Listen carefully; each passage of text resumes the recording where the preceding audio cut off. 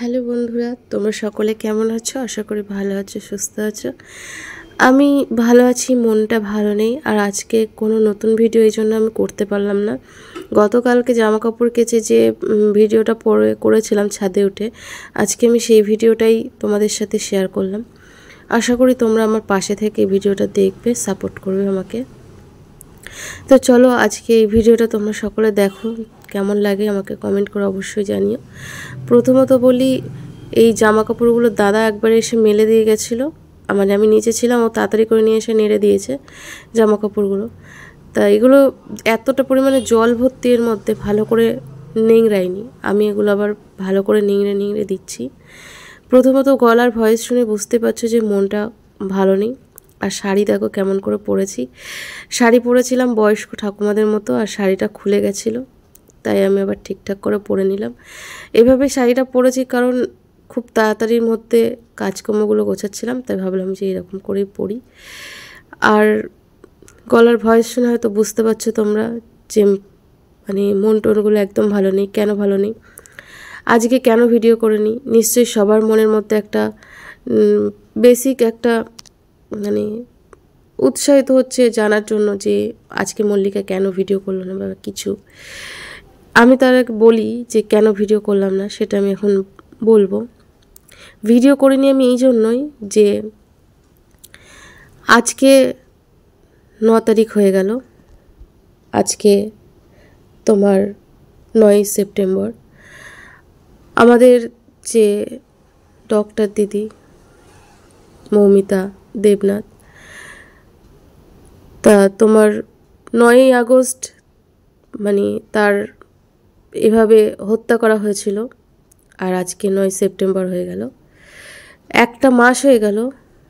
এখনো পর্যন্ত তার দোষীদের কোনো শাস্তির ব্যবস্থা হয়নি, কোনো শাস্তি হয়নি এবং তার কোনো বিচারও পায়নি। তারপরে তোমার সব প্রমাণপত্র যা কিছু ছিল সব কিছু মানে কি বলবো, সব কিছু মানে উড়িয়ে দিয়েছে আর কি, মিটিয়ে দিয়েছে। আজকে তার বিচার সুপ্রিম কোর্টে, এই জন্য আমরা সকলে সেদিকে তাকিয়ে আছি, সেদিকেই আশা করে আছি। সকাল থেকে টিভি ছেড়ে বসে আছি যে কি হয় সেটা দেখার জন্য। জায়গায় জায়গায় রাত দখল করে সবাই রয়েছে, সব মা বোনেরা দিদিরা, অনেক জুনিয়র ডাক্তাররা, তারা সবাই সকলেই রয়েছে। এর জন্য আমাদের আজকে কোনো ভিডিও হয়নি। আজকে আমরা এগুলো নিয়েই আলোচনা করছিলাম, এগুলোই দেখছিলাম। তা সকলে ভিডিওটা শেষ পর্যন্ত ভিডিওটা দেখো। আর আশা করি আমার মতো তোমরা সকলেই উই ওয়ান্ট জাস্টিস, সকলেই বলো, সকলেই বিচার চাও, যাতে আমরা বিচার পেয়ে যাই। এই জন্য আজকে কোনো ভিডিও আমি দিলাম না। গতকালকে যে ভিডিওটা ছিল সেটাই আজকে তোমাদের সাথে শেয়ার করলাম। আশা করি তোমাদের সকলকে বোঝাতে পেরেছি, আশা করি তোমরা সকলে বুঝেছো। এই জন্য কোনো মানে বাজে কমেন্ট করো না প্লিজ। বাজে কমেন্টের অনেকে আছে যারা বাজে কমেন্ট করছে, বাজে করছে, তার জন্য বলছি যে বাজে কমেন্ট কেউ করো না। সব সময় মানুষের মুড ভালো থাকে না, মন ভালো থাকে না। তো যদি কারো খারাপ লেগে থাকে তার জন্য ক্ষমা করে দিও। আর ভিডিওটা শেষ পর্যন্ত দেখো, আশা করি ভালো লাগবে। আর আমার কথাতে যদি তোমাদের কারোর খারাপ লেগে থাকে বা আমি যদি কোনো ভুল কিছু বলে থাকি, তার জন্য আমার মনে হয় আমি কোনো কিছু ভুল করিনি। আমার মতো অনেকে আছে যারা জাস্টিসের জন্য বিচার চাইছে। গতকাল একটা আমাদের পাড়ার থেকে মিছিল হয়েছিল, আমাদের ক্লাব থেকে। তা আমরা সকলে সেখানে উপস্থিত ছিলাম, তাদের মিছিলের সঙ্গ দিয়েছি। আর আজকের দিনটাকে সবাই মানে কি বলবো, এক বিন্দু জলের আশায় যেমন একটা তৃষ্ণার্ত প্রাণী বা একটা মানুষ আশা করে থাকে যে এক বিন্দু জল কখন পাবো, সেরকমই ওই এক বিচারের জন্য সকলে সুপ্রিম কোর্টের দিকে হাঁ করে তাকিয়ে রয়েছি যে কবে পাবো বিচার, কবে পাবো বিচার। তাদের ফাঁসি তো চাই, অবশ্যই ফাঁসি চাই।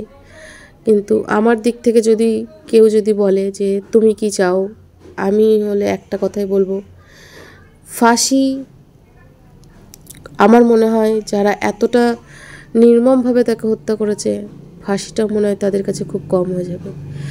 এত পাবলিক, এত মানুষ আমাদের হাতে যদি ছেড়ে দেয়, আমরা তাদেরকে শাস্তি দিয়ে দেবো। মানে আমার অতিরিক্ত রাগে, অতিরিক্ত এতে আমি কথাটা বললাম, কারণ ফাঁসিটাও আমার কাছে মনে হয় যেন কম হয়ে যাবে, এই আর কি।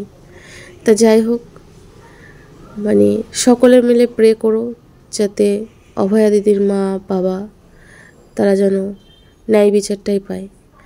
তারা গতকাল রাত থেকে রাত দখলে রয়েছে, তারা মিছিল মানে সামিল হয়েছে, তারাও রাস্তায় রয়েছে, তারা যেন ন্যায় বিচারটা পায় সেই দিকটায় আমরাও প্রে করি। তোমরাও সকলে আমার হয়ে প্রে করো যাতে বিচারটা সত্য যাতে সামনে আসে, সত্যের জয় যাতে হয়। তো সকলে ভালো থেকো, সুস্থ থেকো।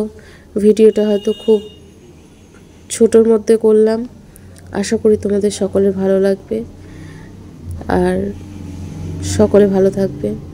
চ্যানেলটাকে সাবস্ক্রাইব করে আমার পাশে থেকো, আর ভিডিওটা ভালো লাগলে অবশ্যই লাইক করে দিও। কমেন্টস করো, কিন্তু বাজে কমেন্টস কেউ করো না প্লিজ, হাত জোর করে রিকোয়েস্ট করছি, বাজে কমেন্টস কেউ করো না।